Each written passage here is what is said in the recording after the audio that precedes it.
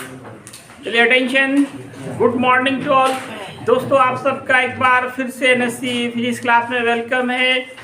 आज फिर मैं एक बहुत इंपॉर्टेंट लॉन्ग क्वेश्चन, थोड़ा हॉट मतलब हायर ऑर्डर थिंकिंग न्यूमेरिकल्स में से इसको काउंट किया जाता है।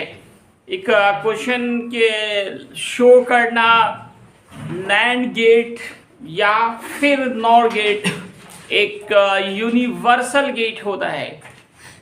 तो दोस्तों पहला सवाल तो ये उठता है कि व्हाट इज यूनिवर्सल गेट। एक ऐसा लॉजिक गेट जिससे सभी तीन प्राइमरी गेट्स निकाले जा सकते हैं, प्राप्त किए जा सकते हैं, उसी का नाम होता है यूनिवर्सल गेट। तो दोस्तों ये जो नैंड गेट है या नॉर गेट है, इससे हम सभी तीन बेसिक गेट्स कौन कौन से, तो और गेट, एंड गेट और नॉट गेट निकाल सकते हैं। तो कैसे निकाल सकते हैं, आइए हम लोग उसको देखते हैं। तो आज मैं आपको जो क्वेश्चन है आप देख सकते हैं, ये शो करना है NAND gate is universal gate. कई बार बोर्ड एग्जाम में पूछे जा चुके हैं, कभी नैंड रहता है तो कभी नॉर भी रहता है, नैंड की जगह पे नॉर भी हो सकते हैं। तो प्रोसेस सेम ही है, अगर एक समझ गए तो दूसरा आप खुद से कर लेंगे। तो सबसे पहले हम लोग नॉट गेट निकालते हैं, नैंड गेट से नॉट गेट। आप लोगों को याद होगा मैंने नॉट गेट में बताया था कि एक ही इनपुट होते हैं और एक ही आउटपुट होते हैं। उसमें इनपुट एक, स्विच एक, बल्ब एक। इनपुट किसको कहा था, स्विच को कहा था। आउटपुट ये बल्ब, फैन, हीटर, इस सब का नाम आउटपुट दिया गया था। तो not gate contain only one input and only one output. जिसमें एक ही इनपुट हो और एक ही आउटपुट हो वो नॉट गेट कहलाता है। नॉट का एक और मीनिंग मैंने बताया था कि इसमें जब स्विच ऑफ होता है तभी बल्ब जलेगा। ऑफ में ऑन, ऑन में ऑफ, ऑफ में ऑन, ऑन में ऑफ हो जाता है।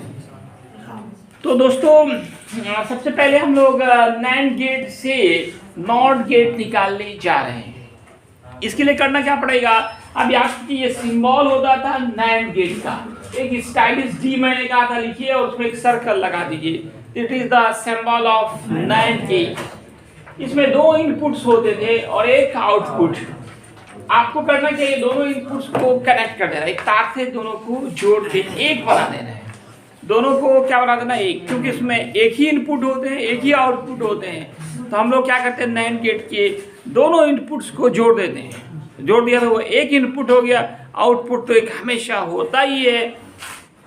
तो इस तरह से ये आपका जो ट्रूथ टेबल होगा वो नॉट गेट का वो आप यहाँ पे बना देंगे। आप याद कीजिए नॉट गेट में एक इनपुट एक आउटपुट, ए और बी दोनों मिलके एक बन गया, एक आउटपुट सी रहा। उसमें आपने क्या पढ़ा था, जब बल्ब ऑफ होता है, स्विच ऑफ होता है तो बल्ब जल जाता है, 0 में 1 और 1 में 0। अब आइए आपको एंड गेट निकालना है। तो दोस्तों इसके लिए दो नैंड गेट को सीरीज में जोड़ते हैं हम लोग। दो नैंड गेट को एक ही लाइन में जोड़ना है, सीरीज ऑर्डर कहलाता है।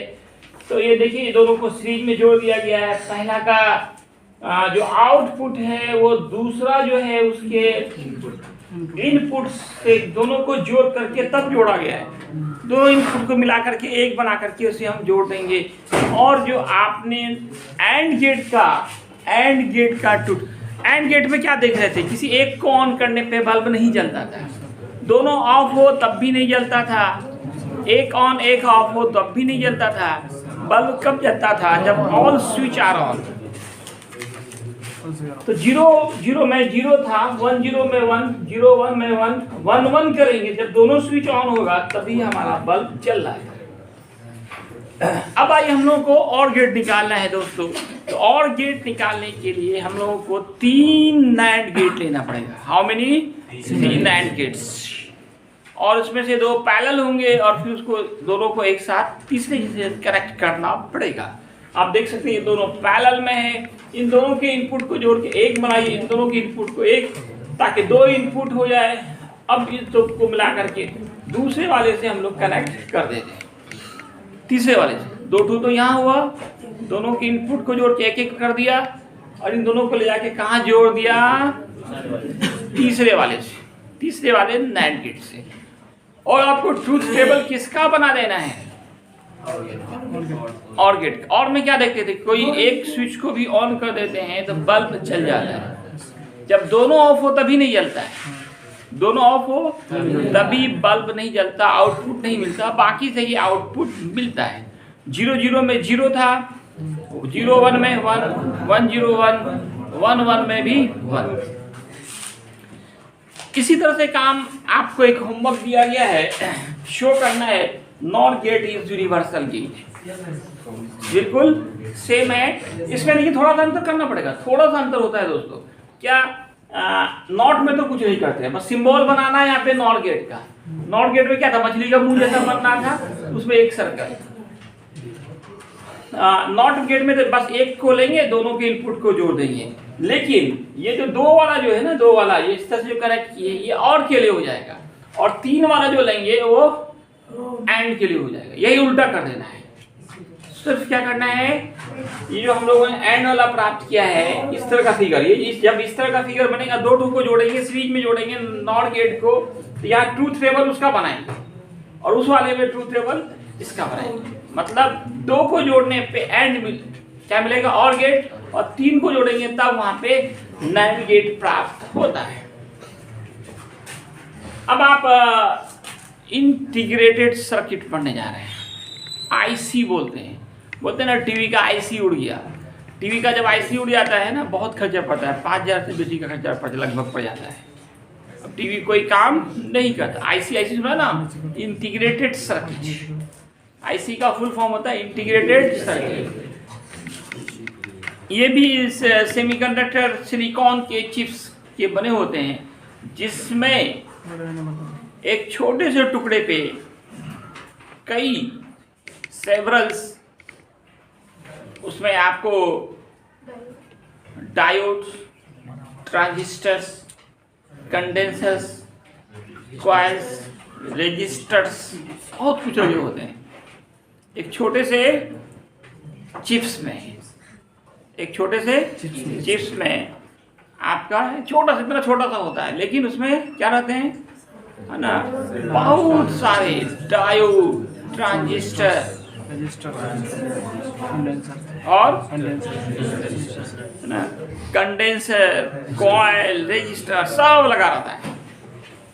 उसी इंटीग्रेटेड में जुड़ा हुआ इंटीग्रेटेड सर्किट। इंटीग्रेशन का काम था ना, छोटा को जोड़ के बड़ा करना, ये सबको जोड़ देता है, इसका नाम इंटीग्रेटेड सर्किट। ये डिजिटल इलेक्ट्रॉनिक सर्किट में यूज करते हैं। मतलब जिस जो डिवाइस सेमीकंडक्टर के बने होते हैं वहां पे इसका यूज होता है, वो कहते हैं डिजिटल इलेक्ट्रॉनिक सर्किट। ये मेनली 2 तरह के होते हैं, एक MIC, एक LIC, मीडियम इंटीग्रेटेड सर्किट। इसमें लगभग 100 एलिमेंट्स होते हैं। एलिमेंट्स क्या हुए, condenser, coil, capacitor, diode, transistor, ये सब उसके एलिमेंट्स कहलाएंगे। एलिमेंट्स कहें, कंपोनेंट्स कहें। और एक लार्ज इंटीग्रेटेड सर्किट, LIC हुआ लार्ज इंटीग्रेटेड सर्किट। LIC का फुल फॉर्म, इसमें 1000 से, छोटे से पीस पे 1000 लगभग एलिमेंट्स होते हैं। Condenser, capacitor, resistor, diode, transistor, 1000 लगे होते हैं छोटे से में। तो इस तरह से हमारा ये चैप्टर जो है फिनिश हो गया। इस एक्सरसाइज के जो न्यूमेरिकल थे वो बाइनरी सिस्टम पे बेस्ड थे, जो आपने किया था। बाइनरी का एडिशन, सब्ट्रैक्शन, मल्टीप्लिकेशन, डेसिमल को बाइनरी में बदलना, बाइनरी को डेसिमल में बदलना, ये सब बातें आपको पिछले लेक्चर में बता दिया गया है। इसमें फॉर्मूला बहुत कम थे, न्यूमेरिकल्स कम रहते हैं। मेनली न्यूमेरिकल एक्सरसाइज के वही बाइनरी सिस्टम के होते हैं। कुछ उस पर हो सकती है alpha beta, current gain, voltage gain, वो डायरेक्ट मान दिया जाएगा, उसमें फॉर्मूला याद होगा, आप पुट करेंगे और न्यूमेरिकल्स को बनाएंगे। ठीक है ना। इस तरह से हमारा ये तीसरा चैप्टर भी फिनिश हुआ। अब हमारा सिर्फ एक लास्ट चैप्टर बच रहा है। क्या बच रहा है, कम्युनिकेशन सिस्टम। के लिए आप लोगों को अगले लेक्चर का इंतजार करना है।